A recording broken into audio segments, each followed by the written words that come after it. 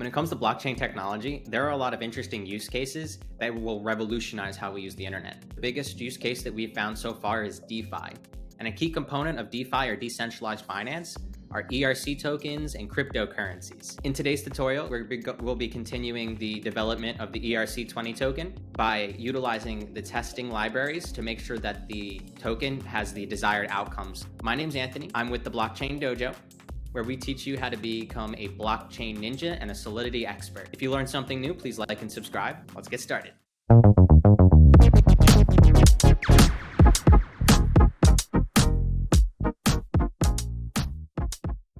In today's tutorial, we're going to be going over how to test your ERC20 token from scratch, as well as testing the ERC20 Open Zeppelin implementation. Ultimately, the test for these two tokens will be pretty much the same, minus a few differences, as the token from scratch has a finite supply, while the Open Zeppelin implementation has a mintable and burnable token supply. Started going over the testing for the ERC20 from scratch contract. What I would like to do is go over the actual contract and the implementation and how it works.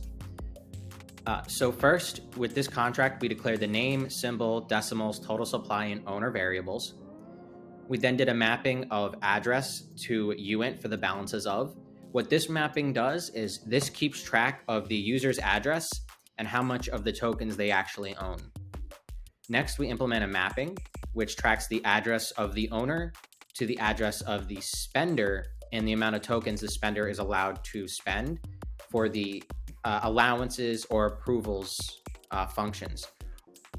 One of the big reasons this is here is to allow a delegated spend. So if you transfer tokens into an exchange, the exchange is going to be able to transfer the tokens to another person or back to yourself. Next, we have our two events, which are the transfer event and the approval event, and with two index variables of from and to with the wont value. And then for approval, we have the indexed variables of owner and spender and the value. Briefly, what this indexed keyword means is that you'll actually be able to search for this event based on these two variables. Next, we have our constructor, in which we pass in the name, the symbol, and the total supply. And then we set the name to the name passed in, the symbol to the symbol passed in, and then the total supply is going to be equal to the total supply passed in times 10 to the power of decimals. We're then going to transfer the total supply of all the tokens to the message.sender, who is essentially the deployer, and then set the owner variable as message.sender. Next, we're going to implement a transfer function, taking in the to address and the wont value amount, which we then will require the balances of the message.sender to be greater than the value, and then implement an internal transfer function. This internal transfer function is utilized in both the transfer and the transfer from functions, which takes in a from address, a to address, and a value, and then performs the appropriate logic to transfer the tokens from one address to the other, and then emit a transfer event. Next, we have the approve, which is the function that needs to be called prior to a transfer from, which allows delegated spend of a specific exchange or address. And then finally, we have our transfer from function, which is similar to the transfer to, but what this does is it takes in the from, the to, and the value, and then this does the delegated transfer. So this allows a token exchange, for example, to transfer tokens from you to a user. And then that is ultimately a very high, quick level overview of the ERC20 from scratch smart contract. Now let's get into the testing. So here is our ERC20 test. The first two things that we need to do is we need to require the chai testing library and the HRE, which is the hard hat environment, in order to access the expect function, as well as HRE provides us access to the ethers library. I then declared a tokens function, which takes in a number and then returns the parsed units of the amount of tokens. So if you pass in 1, what this does is it puts 18 zeros at the end of the 1. And then next, I declared the total supply variable. To start the test, we wrote this describe block describing the ERC20 from scratch, and then described the scratch contract, deployer, user 1, user 2, and exchange. After declaring those variables, we set up a before each function. What this before each does is it declares the deployer, user 1, and exchange to the await ethers get signers. Ultimately, what this function does is it returns an array of 10 addresses So we're assigning the first 4 addresses to these variables. We're then going to deploy the Scratch contract by passing in the contract name and then the required variables passed into the constructor, and then we wait for the deployment.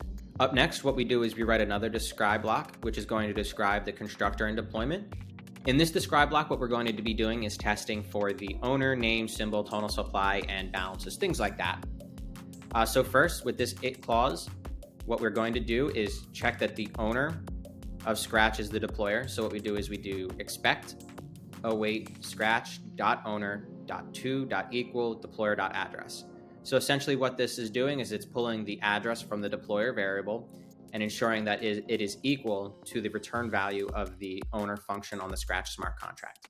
Next, what we do is we check the name, symbol, and total supply to ensure that it says Dojo coin, DJC, and it has a 1 million total supply amount. So again, we expect that the return value of the name function is going to be equal to the Dojo coin. Same thing, we're expecting that the return value of the symbol function is going to be equal to DJC. And then we're going to expect that the return value of the total supply is going to be equal to the total supply, which is 1 million passed into the ethers parse units function here, creating 1 million with 18 zeros at the end. And then finally, within this describe block, what we're going to be doing is checking that the total supply is assigned to the deployer. So we expect that the return variable of the balance of deployer address to equal total supply. Next, we have another describe block. In this describe block, we're going to be going over sending tokens. So in order to send the tokens, we're going to need a transaction, a response, and a value. So we're in the before each, we're going to assign the value of 100 tokens. So remember this is passing the number 100 into the tokens function, which then returns 100 with 18 zeros at the end, representing the wait value. Next, we have a transaction, which is going to await the Scratch ERC20 contract. It's going to connect to the deployer. Then it's going to transfer to the user one address 100 tokens. And then the response is just going to await the transaction.wait.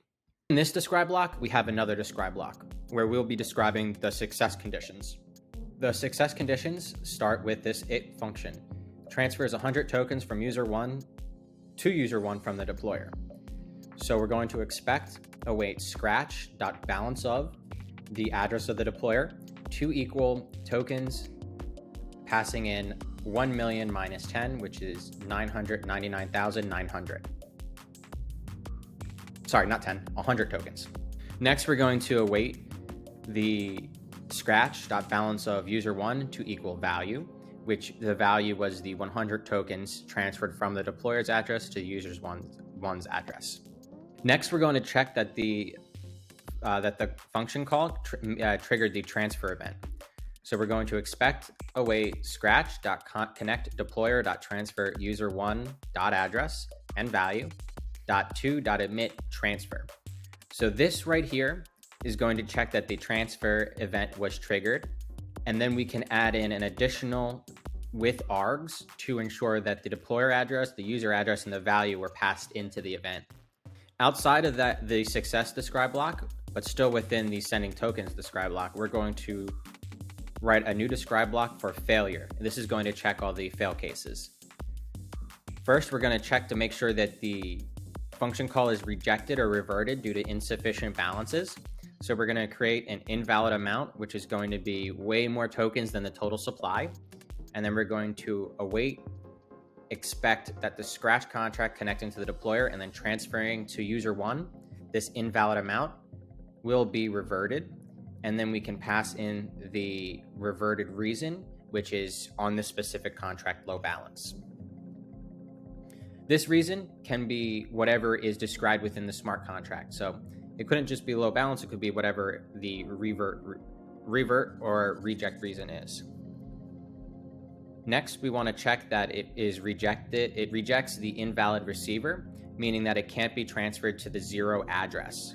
So again, we take the amount, tokens 100, and then we await that the expect of the scratch.connect deployer, and then transferring to the 0 address, the amount, will be reverted with cannot send to null address. In this next describe block, we're going to be checking the approval of tokens, and we're going to be checking both the success and failure cases. So first, similar to the previous describe block, what we're going to be doing is declaring the transaction response and value. Again, the value will be 100 tokens. This time the transaction will be approving the 100 tokens and the exchange address as the delegated address to spend on the behalf of the deployer. And then again, we will just be awaiting this response. Within the approving tokens describe block, we'll be creating another describe block for success, where in this before each, what we'll be doing is actually reassigning this transaction value, the scratch.connect exchange transfer from deployer to user one and the value. What happens here is, unlike the previous block where we're connecting the deployer address to the contract and transferring directly from the deployer's wallet to the user's one's wallet, we're using a delegated transfer where we're connecting to the exchange and then transferring from the deployer's wallet to the user one's wallet only the amount of tokens that were approved in this previous step.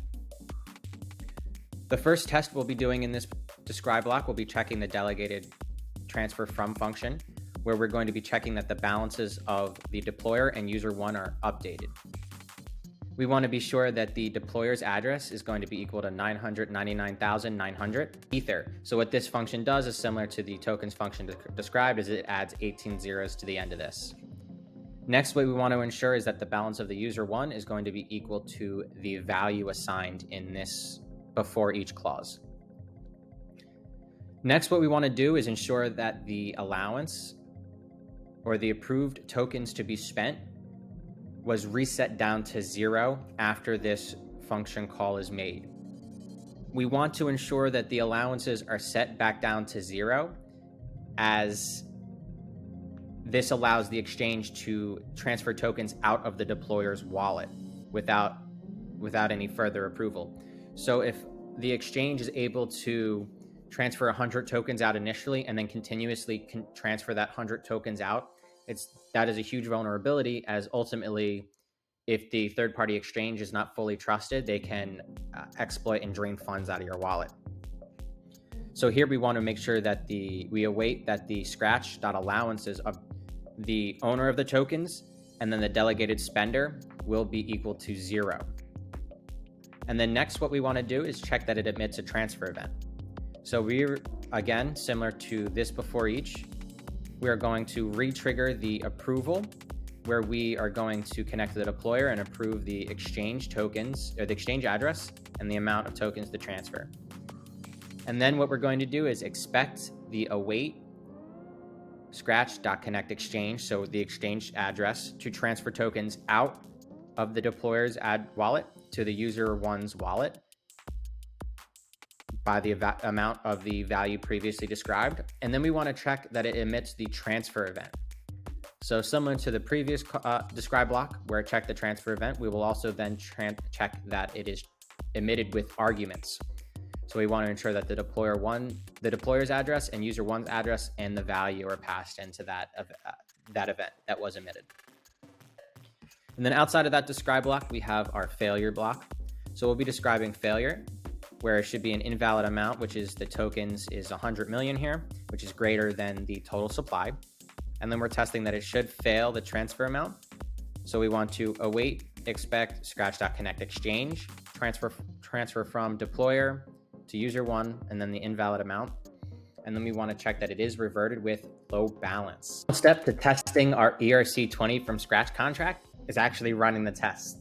So we're using the hard hat framework. So what we do is we do npx hard hat test, and then we want to declare which file we're testing. So we're doing test/ERC20 test.js. Boom. And then as you can see here, I'll drag this up so everyone can view it a little bit easier. We have our ERC20 from scratch initial describe block. We have our constructor and deployment, which has our 3 passing tests, sending tokens, and then the success and failure describe blocks. approval tokens, and the success and failure describe blocks. So that was a brief overview of how to test an ERC20 token from scratch. We're not done yet. Next, we're going to be going over the Open Zeppelin implementation of the ERC20 contract and actually writing very similar tests to what we just wrote. Let's get started. Up next, we're going to be testing the ERC20 Open Zeppelin implementation. Now for this test, we're going to be going a lot faster since a lot of all the tests are exactly the same. The only difference is the Open Zeppelin implementation is not a fixed finite supply. So what we did is we actually connected the deployer and minted the 1 million total supply tokens in order to just follow the remainder of the test, similar to the exact same or similar capacity as the previous test. So again, we're describing the ERC20 from Open Zeppelin, the contract variable, deployer, user 1, user 2, and exchange. Same thing with the ethers, .get signers. We're deploying the contract the same way. And then we're going right into the constructor and deployment. Now, again, this test is exactly the same, checking that the return variable of the Open Zeppelin ERC20 implementation is equal to the deployer.address. Again, this is checking that the symbol and name are the same. I can actually delete this. We don't have a total supply as this is not a fixed supply amount of tokens. So we're doing expect await oz erc20.name to equal dojo coin. And then the same thing .symbol to equal DJC. And then unlike the previous contract where we checked the total supply was assigned to the deployer, what we're doing is we're checking that the minting of the tokens was assigned to the deployer.